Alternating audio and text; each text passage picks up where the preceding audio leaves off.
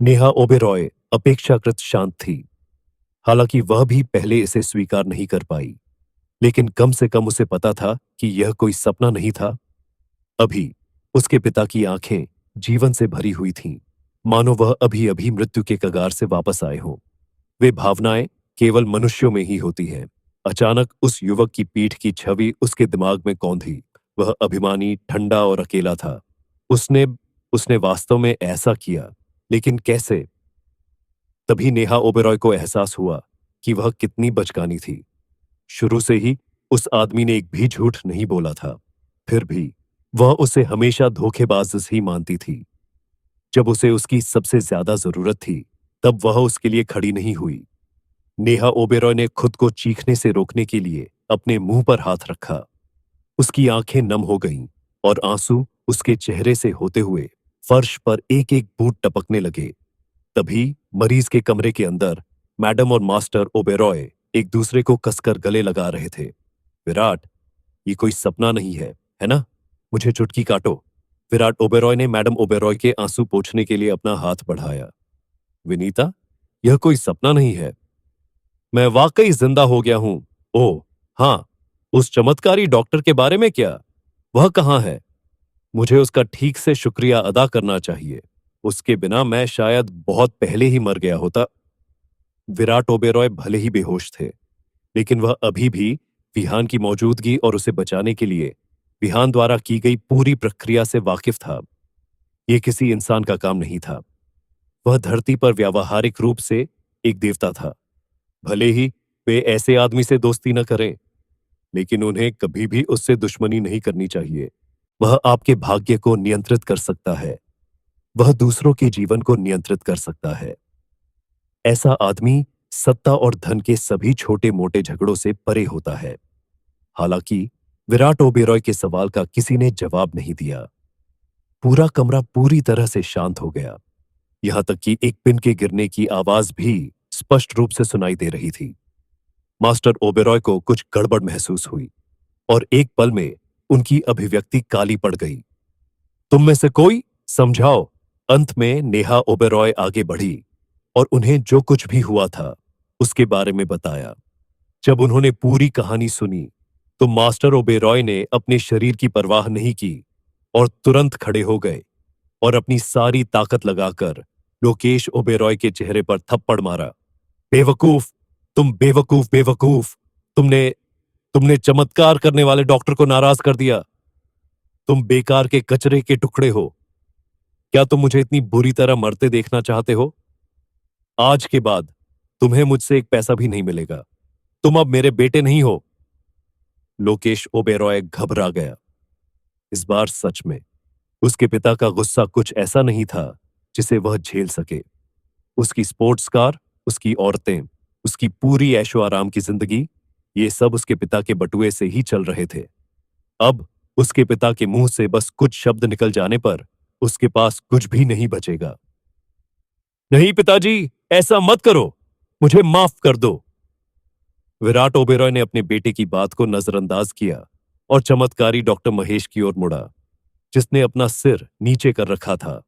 जहां तक तुम्हारा सवाल है, उसने चमत्कारी डॉक्टर महेश को बेरहमी से लात मारी। अरे बदमाश कुत्तों, मुझे यकीन नहीं होता कि तुमने चमत्कारी डॉक्टर का इस तरह अपमान किया है। मैं तुमसे कह रहा हूं, अगर तुम उस चमत्कारी डॉक्टर को फिर से नहीं ढूंढ पाए, तो मैं कसम खाता हूं कि मैं तुम सबके सिर काट लूंगा। विराट ओबेरॉय वाकई बहुत गुस्से में था। वह अब जाग चुका था, लेकिन उसे पता था कि वह 3 दिन से ज्यादा नहीं टिक पाएगा। अगर उन्हें वह चमत्कारी डॉक्टर नहीं मिला जो उसकी मदद करे, तो वह निस्संदेह मर चुका होगा। इसलिए अब उसकी प्राथमिकता उस चमत्कारी डॉक्टर को ढूंढना था। उसे ढूंढो, तुम सब। तुम्हें उसे ढूंढना ही होगा, चाहे इसके लिए रिवर सिटी को ही क्यों ना उलट पुलट कर देना पड़े। विनीता के अलावा तुम सब ओबेरॉय परिवार से बाहर निकल सकते हो, और जब तक तुम उस युवा चमत्कारी डॉक्टर को नहीं ढूंढ लेते, तब तक वापस मत आना।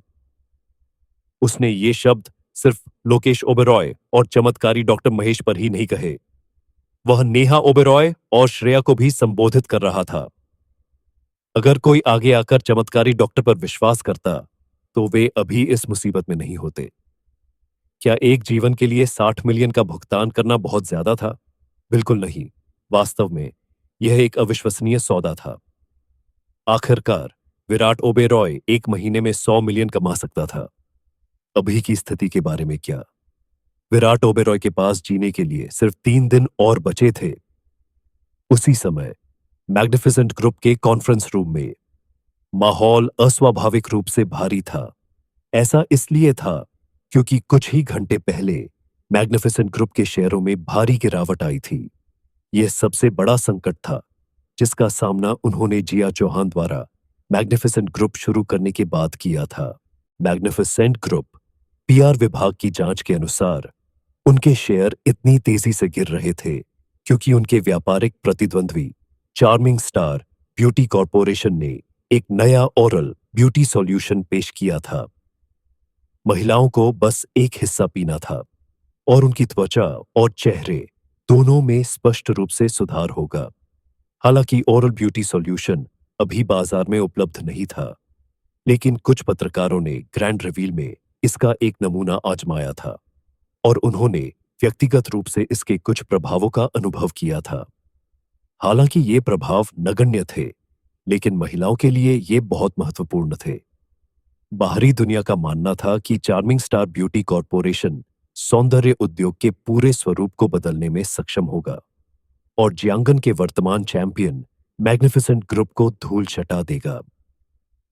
अपने शुरुआती दिनों में मैग्निफिसेंट ग्रुप ने अपने मौखिक सौंदर्य समाधानों के आधार पर शीर्ष स्थान भी प्राप्त किया था। पिछले कुछ वर्षों में ये समाधान उनकी आय का मुख्य स्रोत भी रहे हैं। अब जबकि कैपिटल सिटी के उनके प्रतिद्वंद्वियों द्वारा एक और भी बेहतर उत्पाद बनाया गया था, वे एक मृत अंत में थे।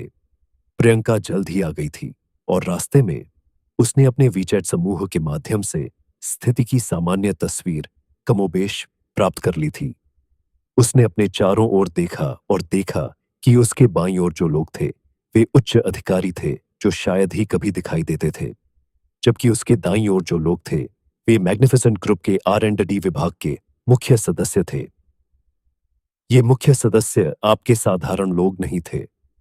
कुछ लोग कैपिटल सिटी के मेडिकल यूनिवर्सिटी के प्रोफेसर थे, कुछ लोग सालों से पारंपरिक चिकित्सा के चिकित्सक थे और कुछ तो चिकित्सा जगत के दिग्गज भी थे। अब हालांकि ये सभी विशेषज्ञ पत्थर की तरह मुंह बाए खड़े थे, क्योंकि वे अच्छी तरह जानते थे कि जिया चौहान इस कॉन्फ्रेंस रूम में आने के बाद सबसे पहले जिस व्यक्ति पर हमला करेगी वह कोई और नहीं बल्कि वे खुद हैं। पूरा कॉन्फ्रेंस रूम आवाजों से भरा हुआ था और कुछ लोग प्रियंका से बात करने की कोशिश करते रहे, लेकिन वह जवाब देने के मूड में नहीं थी। वह बस विहान के वापस आने के बारे में सोच रही थी और वह सोच रही थी कि क्या विहान उस रात घर आएगा।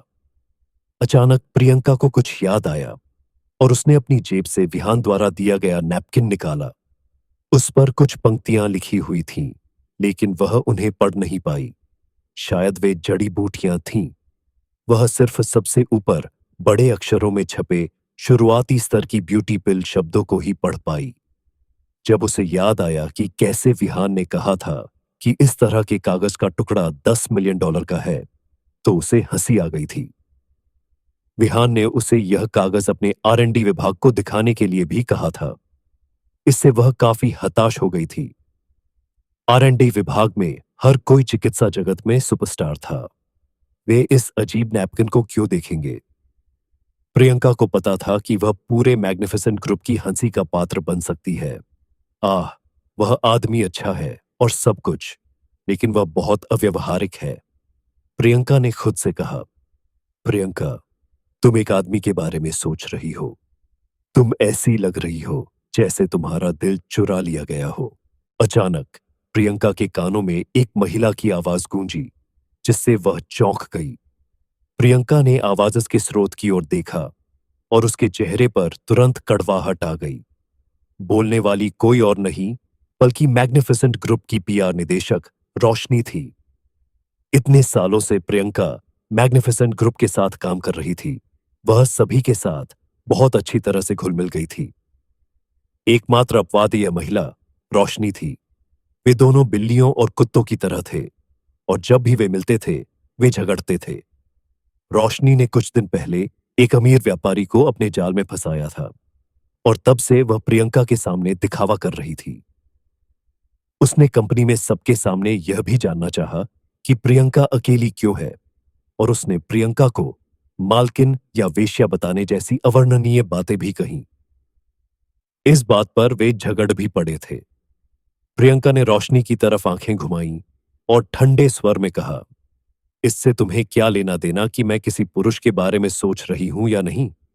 तुम्हें बस अपने काम से मतलब रखना चाहिए। रोशनी ने लगातार जवाब दिया, ओह, तुम जैसी मालकिन मुझसे इस तरह कैसे बात कर सकती हो? तुम बहुत बदचलन हो।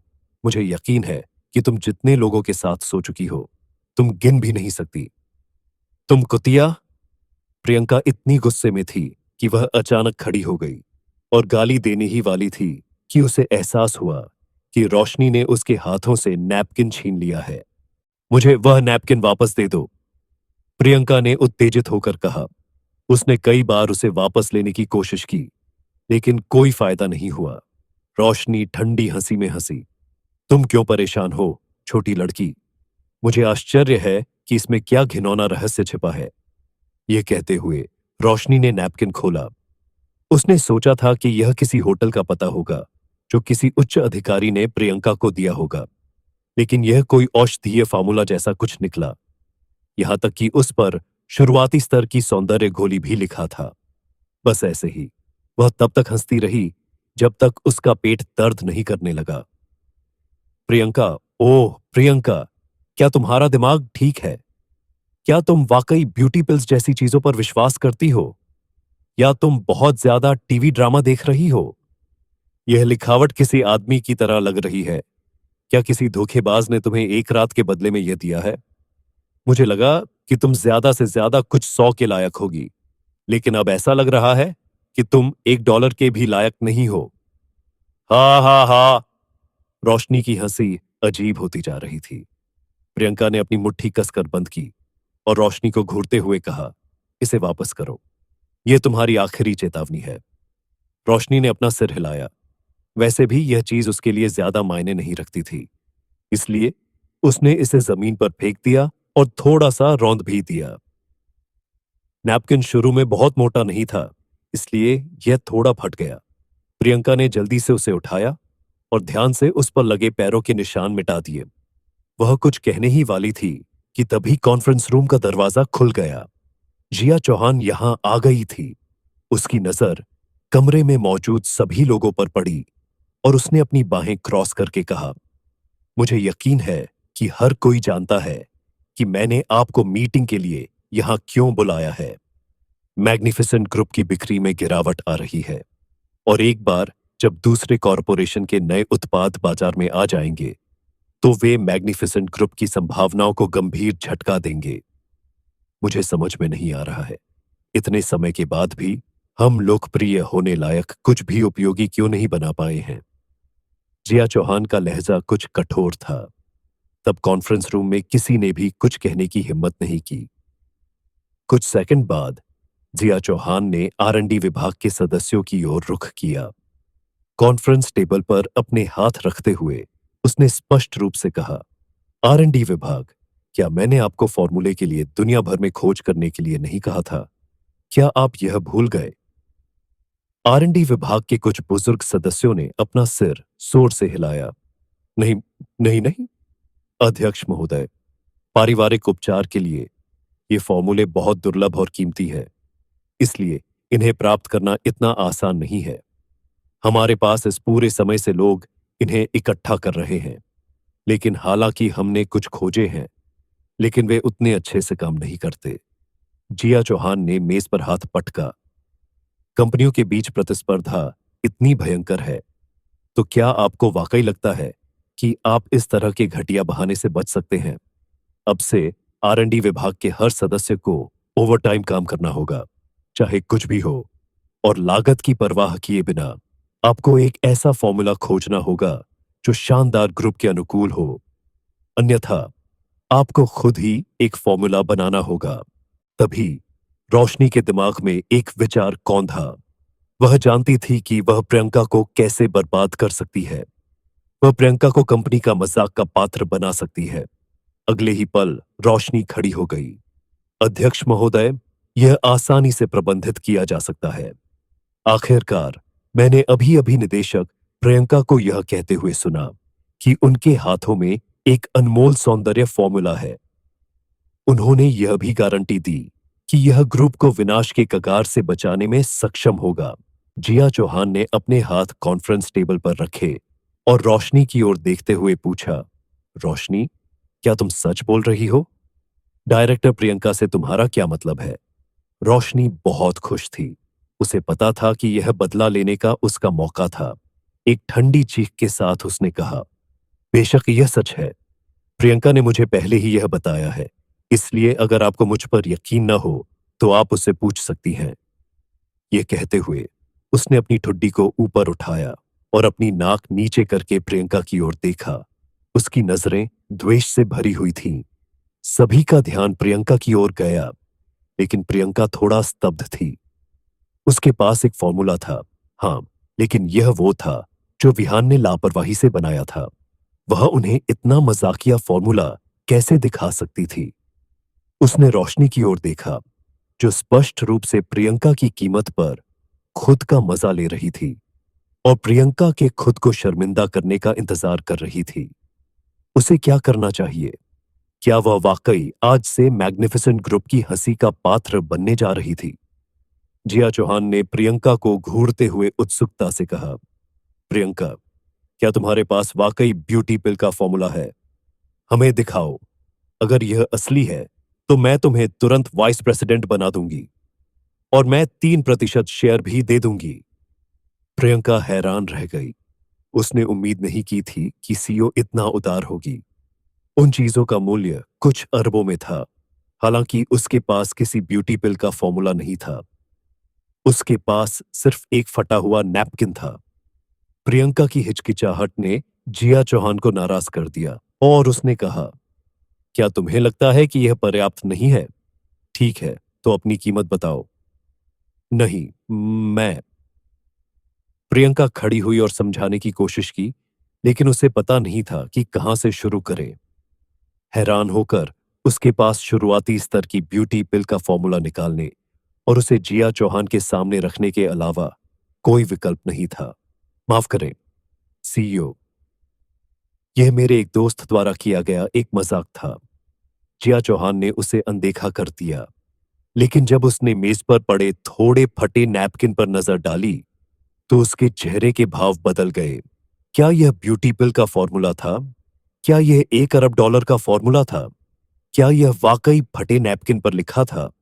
प्रियंका को शायद राष्ट्रपति महोदया मूर्ख ही लगेंगी। जिया चौहान अकेली नहीं थी। वहां मौजूद सभी लोग गुस्से में आ गए। प्रियंका की हरकतें ग्रुप के जख्मों पर नमक छिड़कने जैसी थीं।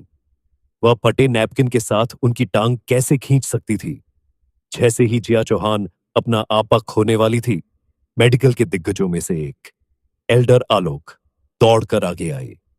उन्होंने फॉर्मूले की कुछ पंक्तियां देखी थीं और ऐसा लग रहा था कि इस फॉर्मूले में वाकई कुछ सुंदर बनाने वाले प्रभाव हो सकते हैं। बाकी सभी की प्रतिक्रियाओं को अनदेखा करते हुए एल्डर आलोक ने नैपकिन को ध्यान से उठाया और उसे करीब से देखा। जितना अधिक वह पढ़ते गए, उनका चेहरा उतना ही लाल होता गया। जब वह अंत तक पहुंचे तो उनके हाथ कांप रहे थे और उनके झुर्रियों वाले चेहरे पर आंसू भी बह रहे थे। कुछ सेकंड बाद एल्डर आलोक ने अपनी छवि को हवा में उड़ा दिया और जोर से चिल्लाए, यह यह वास्तव में सौंदर्य की गोली का सूत्र है। यह असली चीज है। हे भगवान, मुझे विश्वास नहीं हो रहा है कि मुझे अपने जीवन काल में इतनी कीमती चीज देखने को मिली। मैं बिना किसी पछतावे के मर सकता हूं। एल्डर आलोक इतना उत्तेजित हो गए कि उनकी सांसें तेज हो गईं और उन्हें चक्कर भी आने लगा। उन्होंने फटे हुए नैपकिन को सावधानी से पकड़ा और उत्साह से प्रियंका के पास गए और कहा, निर्देशक प्रियंका, आपको यह फॉर्मूला कहां से मिला? क्या आप मुझे बता सकती हैं? मैं इस फॉर्मूले के पीछे के व्यक्ति से मिलना चाहता हूं। मैं आपसे विनती करता हूं, क्या मैं आपके सामने घुटने टेक दूं? तभी सभी को लगा जैसे उनके दिमाग फट गए हों। उसके बाद वे स्तब्ध रह गए। वे पूरी तरह से स्तब्ध थे। यह नैपकिन इतना घिसा पिटा और फटा हुआ था कि अगर यह जमीन पर गिर भी जाए तो कोई इसे उठाएगा भी नहीं। ये वास्तव में 1 अरब का फॉर्मूला था। बिल्कुल सही, 1 अरब। उसने कहा, एक सौंदर्य की गोली। क्या ऐसी कोई चीज वास्तव में दुनिया में मौजूद है? क्या बकवास है? क्या यह सच में था? अगर वे इस कॉन्फ्रेंस रूम में हो रही घटनाओं के बारे में बात करते तो कोई भी उन पर विश्वास नहीं करता। दूसरी ओर यहां किसी ने भी इस संभावना पर विचार नहीं किया कि एल्डर आलोक झूठ बोल रहे होंगे। आखिरकार एल्डर आलोक डॉक्टरों के परिवार से थे और वे इस क्षेत्र में एक दिग्गज थे। ऐसा कोई तरीका नहीं था जिससे वे पैसों के लिए सब कुछ बेच देते। ऐसा कोई तरीका नहीं था जिससे वे सिर्फ उस व्यक्ति से मिलने के लिए घुटने टेकते जो फॉर्मूले के पीछे था। उनके सामने जो दृश्य सामने आ रहा था उसे देखना बहुत मुश्किल था। वे अविश्वसनीय रूप से हैरान थे। वे इतने हैरान थे कि वे मुश्किल से सांस ले पा रहे थे। रोशनी की सांसें तेज हो गईं। उसे विश्वास नहीं हो रहा था कि क्या हो रहा है और उसका चेहरा विकृत हो गया था जब वह बुदबुदा रही थी। नहीं हो सकता, ऐसा नहीं हो सकता। इस औरत के पास ब्यूटी पिल का फॉर्मूला कैसे हो सकता है? यह नकली होना चाहिए। सबसे ज्यादा हैरान कोई और नहीं बल्कि खुद प्रियंका थी। अभी वह एक मूर्ति की तरह जम गई थी। उसकी निगाहें बिना पलक झपकाए नैपकिन पर टिकी हुई थीं और उसका मुंह इतना खुला हुआ था कि वह आसानी से एक अंडा निगल सकती थी। क्या यह सच है? उस आदमी ने मुझे वास्तव में ब्यूटी पिल का फॉर्मूला दिया था। यह कैसे संभव है? एल्डर आलोक की आंखें जोश से भर गई थीं और वह उत्साह से बोले, डायरेक्टर प्रियंका, वह आदमी जिस व्यक्ति का आपने उल्लेख किया, क्या वह वही व्यक्ति हो सकता है जिसने आपको फॉर्मूला दिया था? क्या क्या आप मुझे उसके पास ले जा सकती हैं? मैं आपसे विनती कर रहा हूं। मैं आपसे सच में विनती कर रहा हूं। यह कहते हुए एल्डर आलोक अपनी बूढ़ी हड्डियों के बावजूद प्रियंका के सामने जमीन पर घुटनों के बल बैठ गए। यह उनकी आंखों के सामने की सच्चाई थी जिसने अविश्वासियों को भी अवाक कर दिया। एक पीढ़ी का मेडिकल मैमथ अपने घुटनों पर था, इसलिए यह सच होना ही था। तभी प्रियंका होश में आई। उसने जल्दी से एल्डर आलोक को उठाया और कहा, ऐसा मत करो एल्डर आलोक, मैं इसके लायक नहीं हूं।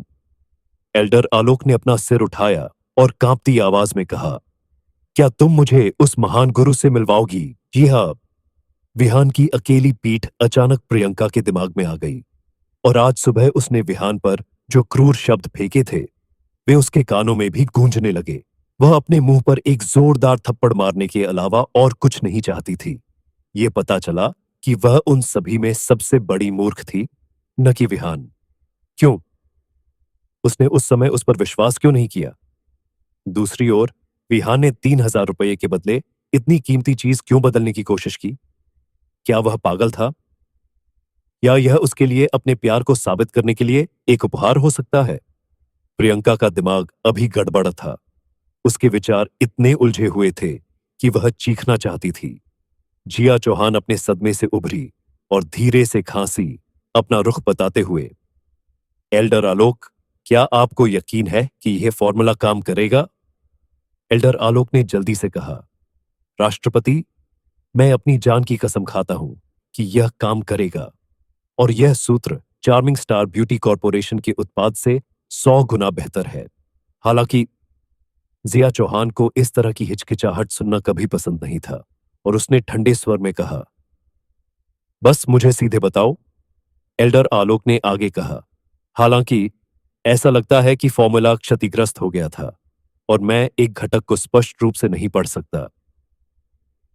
जिया चौहान की अभिव्यक्ति बदल गई और वह जल्दी से प्रियंका की ओर मुड़ी और पूछा, इसका क्या मतलब है निदेशक प्रियंका? प्रियंका कुछ कहने ही वाली थी कि एक अधेड़ उम्र का आदमी खड़ा हुआ और उसने रोशनी की ओर इशारा करते हुए कहा, मैं आपको बता सकता हूं कि क्या हुआ। सीओ, आपके आने से पहले पीआर निदेशक रोशनी ने निदेशक प्रियंका से फॉर्मूला छीन लिया और उसे अपने पैरों तले रौंद भी दिया। यदि आप समय पर नहीं पहुंचती तो यह फॉर्मूला पूरी तरह से नष्ट हो सकता था। जैसे ही उसने यह कहा, सभी की नजरें रोशनी की ओर मुड़ गईं। उनकी निगाहें आग और क्रोध से भरी हुई थीं। यह फॉर्मूला कंपनी के भाग्य का फैसला कर सकता था और इस महिला ने इसे कुचल दिया। उसे मृत्यु की इच्छा होनी चाहिए। जिया चौहान की आंखें ठंडी थीं। वह रोशनी पर भड़कना चाहती थी, लेकिन उसने अपने गुस्से को दबाते हुए ठंडे स्वर में कहा, रोशनी, क्या तुम्हें एहसास है कि तुमने मैग्निफिसेंट ग्रुप को लगभग नष्ट कर दिया है? ठीक है, अब से तुम मैग्निफिसेंट ग्रुप की निदेशक नहीं हो। इस कॉन्फ्रेंस रूम से बाहर निकल जाओ। इसके अलावा, अगर इस फॉर्मूले में कुछ गड़बड़ हुई तो मैं गारंटी देती हूं कि ग्रुप तुम्हें इसके लिए फटकार लगाएगा। तुम्हारे लिए बेहतर होगा कि तुम प्रार्थना करो कि फॉर्मूला ठीक हो। यह कहते हुए जिया चौहान पलटी और चली गई। जब उन्होंने देखा कि सीओ चली गई है, तो एल्डर आलोक और आरएनडी विभाग के अन्य कर्मचारियों ने आखिरकार अपना धैर्य खो दिया। उस महिला ने मैग्निफिसेंट ग्रुप की बेशकीमती संपत्ति को नुकसान पहुंचाया था। अधिक हिंसक लोगों में से एक ने तो उस पर हमला कर दिया और रोशनी के चेहरे पर थप्पड़ मार दिया। बेवकूफ, देखो तुमने क्या किया। एल्डर आलोक की पुरानी हड्डियां भी गुस्से से कांप रही थीं और उनकी आवाज अब कांप रही थी जब वह उसे गाली दे रहे थे। तो यह तुम थी, दुष्ट चुड़ैल। तुम्हारी हिम्मत कैसे हुई ऐसे खजाने को नुकसान पहुंचाने की? क्या तुम्हें पता है कि अगर इसे नष्ट कर दिया गया तो क्या होगा? संयोग से मेरा बेकार बेटा संस्कृति मंत्रालय में काम कर रहा है, इसलिए तुम बस इंतजार करो और देखो। एक पल में रोशनी लोगों के गुस्से का निशाना बन गई और कॉन्फ्रेंस रूम में अफरा तफरी मच गई। उस रात 10 बजे इस बार प्रियंका ने गाड़ी नहीं चलाई। इसके बजाय वह पैदल ही अपने अपार्टमेंट में चली गई। उसने ठंडी हवा को अपने चेहरे पर बहने दिया। उम्मीद है कि इससे उसका मन शांत हो जाएगा। उस दिन की घटनाएं उसके लिए भावनात्मक रोलर कोस्टर की तरह थीं। जिस आदमी को वह नीची नजर से देखती थी, उसने वास्तव में उसे 1 अरब का फॉर्मूला दिया था, जैसे कि वह कुछ भी नहीं था। विहान ने उस सुबह उससे कहा था कि यह फॉर्मूला एक सूचीबद्ध कंपनी को बचाए रख सकता है। उस समय उसने उसे यह मानकर नाक भौं सिकोड़ ली थी कि वह सिर्फ एक दयनीय धोखेबाज है जो झूठी कहानी सुना रहा है। अब पीछे मुड़कर देखने पर वह वहां की दयनीय महिला थी। विहान राजवंशी, क्या तुम चाहते थे कि मैं खुद को शर्मिंदा करूं? तुमने मुझे इतनी कीमती चीज क्यों दी? तुमने मुझे क्यों नहीं बताया कि यह असली है? प्रियंका आखिरकार अपने अपार्टमेंट के दरवाजे पर पहुंची और उसने अपनी चाबी निकाली, लेकिन दरवाजा खोलने की हिम्मत नहीं जुटा पाई। वह दरवाजा खोलने से डर रही थी, अगर उसने पाया कि विहान दूसरी तरफ नहीं है। रोशनी के उस पर पैर रखने का मतलब था कि फॉर्मूले में एक घटक गायब था, इसलिए ग्रुप उसका इस्तेमाल नहीं कर सकता था। यही कारण था कि जिया चौहान ने उसे फॉर्मूले के पीछे के व्यक्ति को खोजने का आदेश दिया था। वह आदेश लागत की परवाह किए बिना आया था। अगर वह विहान को पा लेती तो वह मैग्निफिसेंट ग्रुप की नंबर 1 हीरोइन होती, लेकिन अगर वह नहीं पा पाती तो वह मैग्निफिसेंट ग्रुप की नंबर 1 पापी होती। फिर भी चाबी अंदर चली गई और दरवाजा खुल गया। अंदर लाइटें बंद थीं और घर पर कोई नहीं था। वह वापस नहीं आया। तभी प्रियंका ने आखिरकार अपना संयम खो दिया। उसकी सारी नाखुशी और पछतावा एक लहर की तरह उसके ऊपर छा गया। वह जमीन पर झुक गई और अपने घुटनों को गले लगाते हुए जोर से रोने लगी। क्यों? तुम मेरे साथ ऐसा क्यों कर रहे हो? मुझे माफ कर दो। तो क्या तुम मेरी माफी स्वीकार नहीं करोगे और मुझे माफ नहीं करोगे? तुम क्यों चले गए? तुम वापस क्यों नहीं आए? मैं गलत थी। मुझे पता है कि मैं गलत थी। अगर तुम वापस आओगे तो मैं वह सब कुछ करूंगी जो तुम मुझसे करवाना चाहते हो। मैं तुम्हें हमेशा के लिए यहां रहने दूंगी। तुम वापस क्यों नहीं आते? प्रियंका और भी जोर जोर से रोने लगी। वह आज अपने अंदर दबी हुई सारी शिकायतें बाहर निकालना चाहती थी। जब वह सबसे असहाय अवस्था में थी, तभी उसके पीछे से एक आलसी आवाज आई, अरे, तुम दरवाजे पर रो क्यों रही हो, सुंदर लड़की? तुम्हें किसने चोट पहुंचाई? क्या तुम्हें किसी पुरुष के गर्म आलिंगन की जरूरत है? जब उसने वह जानी पहचानी आवाज सुनी, तो प्रियंका के आंसू तुरंत सूख गए। उसके बाद विहान ने अपनी चप्पल उतारी और अंदर चला गया। तब तक उसने देखा कि प्रियंका पहले से ही बैठा हुई थी और उसका इंतजार कर रही थी। वह बीच बीच में अपनी आंखों के कोने से उसे देख भी रही थी। क्या मैं आज और भी सुंदर हो गया हूं? विहान ने खुद को आईने में देखते हुए व्यर्थ ही कहा। तभी प्रियंका ने अपने होंठ काटे और आखिरकार बोली, तुम मुझे ईमानदारी से बताओ, क्या तुमने आज मुझे जो नैपकिन दिया था वह वास्तव में ब्यूटी पिल का फॉर्मूला था? विहान ने पलकें झपकाईं।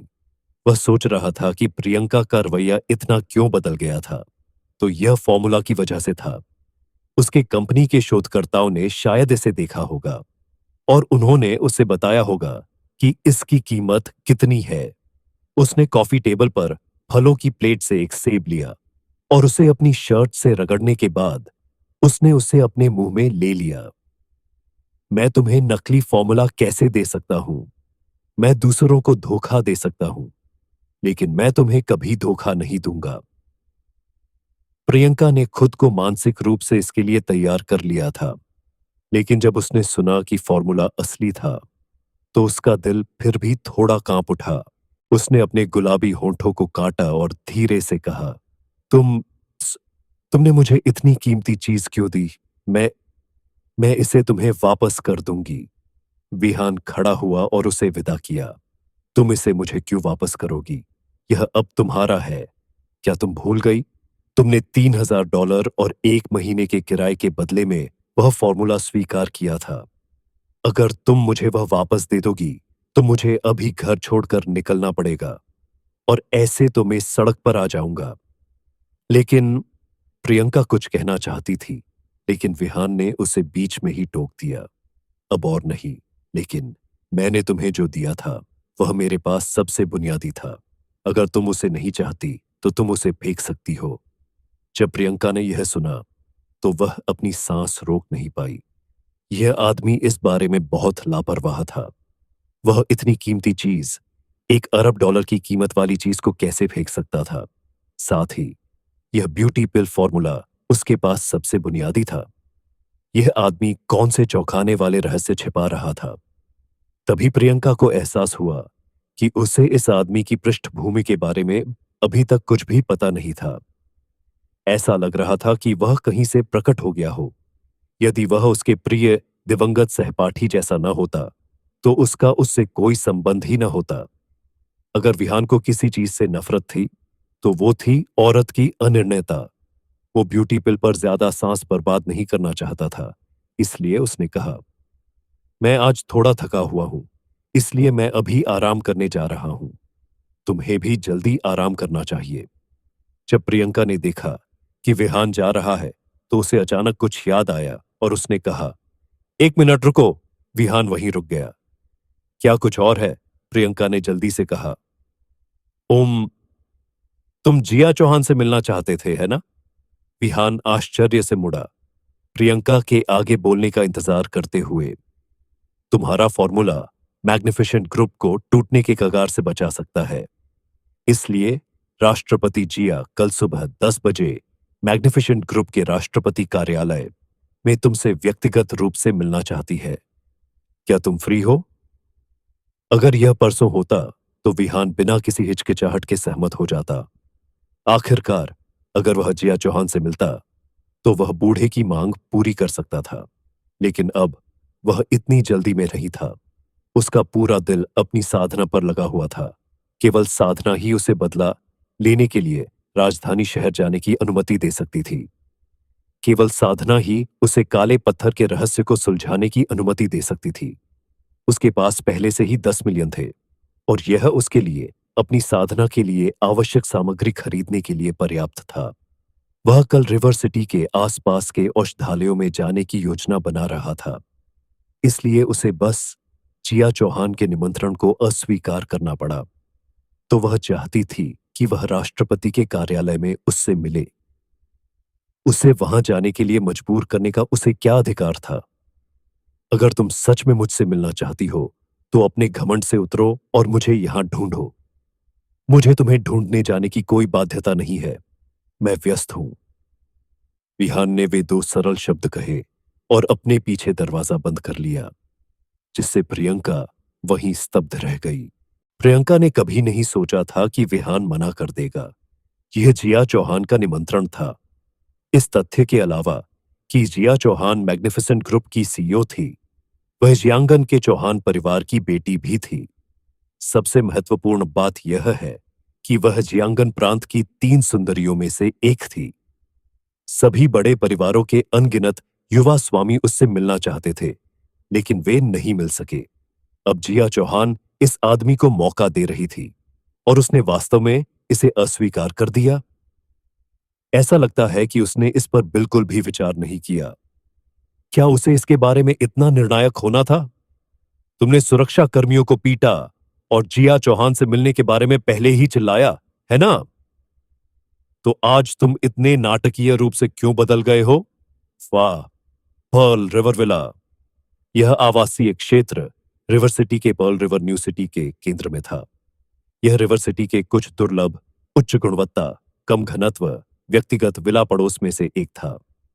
यहाँ के विला की एक खासियत थी, और वह यह कि उन्हें पैसे से नहीं खरीदा जा सकता था। प्रत्येक इकाई की कीमत 1 अरब से अधिक थी। यहाँ के लगभग सभी निवासी सबसे अमीर परिवारों या फॉर्च्यून 500 कंपनियों के अध्यक्षों के वंशज थे। जिया चौहान भी उनके समूह में शामिल थी।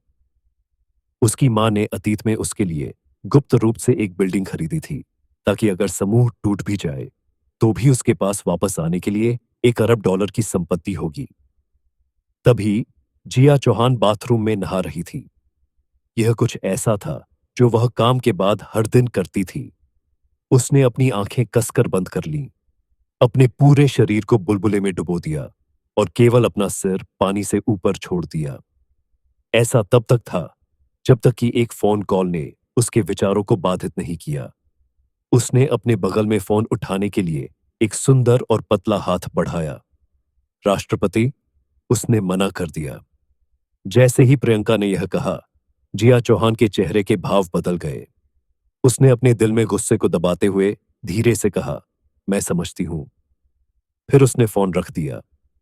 कोई नहीं जानता था कि जिया चौहान इस समय कितनी क्रोधित थी। यह उसका निमंत्रण था, चौहान परिवार की राजकुमारी। कोई उसे कैसे मना कर सकता था? ऐसा उसके इतने सालों में पहले कभी नहीं हुआ था। उसे हार का एक अस्पष्ट भाव भी महसूस हुआ। क्या इसलिए कि मैं उतनी सुंदर नहीं हूं? या तुम बिल्कुल भी मर्द नहीं हो, विहान? जिया चौहान खड़ी हो गई और उसका सुंदर फिगर कमरे की सारी रोशनी चुराता हुआ लग रहा था। आराम से उसने अपना बाथरोब पकड़ा और उसे अपने चारों ओर लपेट लिया और शीशे के पास चली गई। जल्द ही उसके लाल होंठ मुड़ गए। बहुत अच्छा विहान, मैं हर पल तुम्हें और भी दिलचस्पी ले रही हूं। देखते हैं कि तुम मुझे अस्वीकार करने वाले किस तरह के आदमी हो, विहान। अगले दिन विहान अपनी साधना से जागा। सबसे पहले उसने काला पत्थर उठाया और उसमें प्रवेश करने का प्रयास किया। हालांकि परिणाम काफी स्पष्ट थे। उस उपस्थिति ने उसे फिर से बाहर उड़ा दिया। इस स्तर से मैं कभी भी अंदर के रहस्यों को सुलझाने में सक्षम नहीं हो पाऊंगा। नहीं, मुझे पास के औषधालयों में जाकर देखना होगा। यह शनिवार का दिन था, इसीलिए प्रियंका को काम पर नहीं जाना था। वह अभी भी सो रही थी और विहान का उसे जगाने का कोई इरादा नहीं था। इसलिए उसने जाने से पहले उसे एक नोट लिखा। रिवर सिटी बहुत बड़ी नहीं थी और वहां केवल 3 पारंपरिक औषधियों की दुकानें थीं। विहान ने तीनों में से सबसे बड़ी को चुना।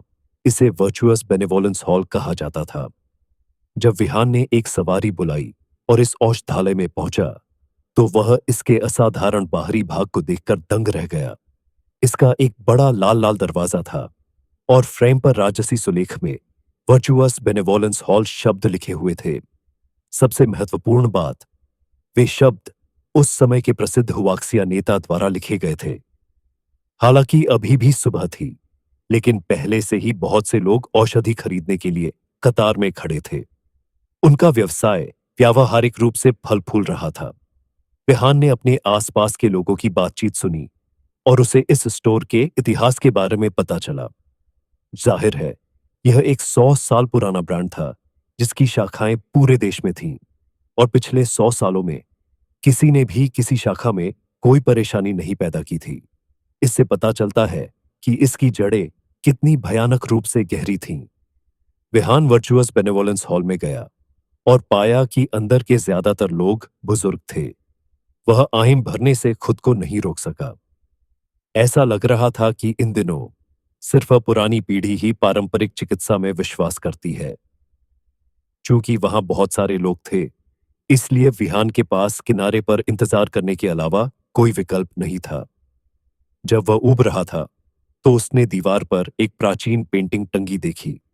ये पेंटिंग स्टोर का अमूल्य खजाना और केंद्र बिंदु मानी जा सकती थी, क्योंकि इसे बहुत ही भव्य तरीके से सजाया गया था। जब वह इसकी प्रशंसा कर रहा था, तो वास्तव में विहान ने देखा कि कुछ अन्य लोग उसकी ओर देख रहे थे, जो स्पष्ट रूप से इस बात से चिंतित थे कि वह पेंटिंग को नष्ट कर देगा। विहान ने इसे कुछ बार देखा और असहाय होकर अपना सिर हिलाया। उसे पहले से ही यकीन था कि पेंटिंग नकली थी। क्या शर्म की बात है! तभी विहान के बगल में एक बूढ़ा आदमी और एक जवान लड़की दिखाई दिए। अरे, अरे, अरे, तुम अपना सिर क्यों हिला रहे हो? तुम ऐसे अभिनय करते हो जैसे कि तुम पेंटिंग में माहिर हो, लेकिन तुम वास्तव में कितना जानते हो? लड़की ने विहान के बगल में कहा। उसकी आवाज में तिरस्कार भरा हुआ था। विहान ने उस लड़की की तरफ देखा जिसने बात की थी। वह लगभग 17 या 18 साल की थी। उसके दांत सफेद और होंठ लाल थे। उसके सारे कपड़े ब्रांडेड थे और शायद इसलिए कि वह अभी तक अपने रूप में परिपक्व नहीं हुई थी, वह केवल औसत दिख रही थी। फिर भी उसके घमंडी शब्दों और बलशाली रवैये ने उसे भौंचक्का कर दिया। फिर भी वह यहां केवल औषधियां खरीदने आया था, इसलिए वह स्वाभाविक रूप से उस तरह की लड़की के साथ बहस शुरू करने के खिलाफ था। इसके बजाय वह चला गया। क्या मैंने कहा कि तुम जा सकते हो? तुम्हारा क्या मतलब था? तुम ऐसे दिखते हो जैसे तुम किसी रात के बाजार से तैयार हुए हो। इसीलिए मुझे यकीन है कि तुम्हें कभी भी इन खजानों को छूने का अधिकार नहीं था। जब लड़की बोलती थी, तो वह अपनी गोरी सफेद ठोड़ी को ऊपर उठाती थी। उसके हाव भाव गर्व और घृणा से भरे होते थे, मानो विहान के अस्तित्व ने पेंटिंग को गंदा कर दिया हो। ओह! विहान ने धीरे से कहा और वह जाने के लिए आगे बढ़ा। उसने फैसला किया कि उसे इस लड़की से दूर रहना चाहिए। वह व्यावहारिक रूप से अनुचित थी। विहान के रवैये ने लड़की को और भी ज्यादा नाराज कर दिया और जैसे ही वह विहान को वापस खींचने वाली थी, उसके बगल में बैठा बूढ़ा आदमी आखिरकार बोल पड़ा, आयुषी, असभ्य मत बनो। लड़की तुरंत चुप हो गई और मुंह बनाते हुए उसने विहान को एक बुरी नजर से देखा। बूढ़ा आदमी पारंपरिक टांग कपड़े पहने हुए था। उसके बाल सफेद थे और उसने एक बेत भी पकड़ी हुई थी, इसलिए वह एक बहुत पढ़ा लिखा सज्जन लग रहा था। उसने विहान को देखा और माफी मांगते हुए कहा, मुझे बहुत खेद है नौजवान। मेरी पोती का स्वभाव बहुत खराब है, क्योंकि उसके माता पिता ने उसे बहुत बिगाड़ दिया है। इसलिए मुझे उम्मीद है कि तुम उसे माफ कर दोगे। विहान ने सिर हिलाया। वह दादा पोती की इस जोड़ी के साथ समय बर्बाद नहीं करना चाहता था, इसलिए वह लाइन में शामिल होने के लिए मुड़ा। जब लड़की ने देखा कि उसके दादा उस बदमाश के साथ कितने विनम्र थे और बदले में उसे डांट भी रहे थे, तो वह और भी असंतुष्ट हो गई।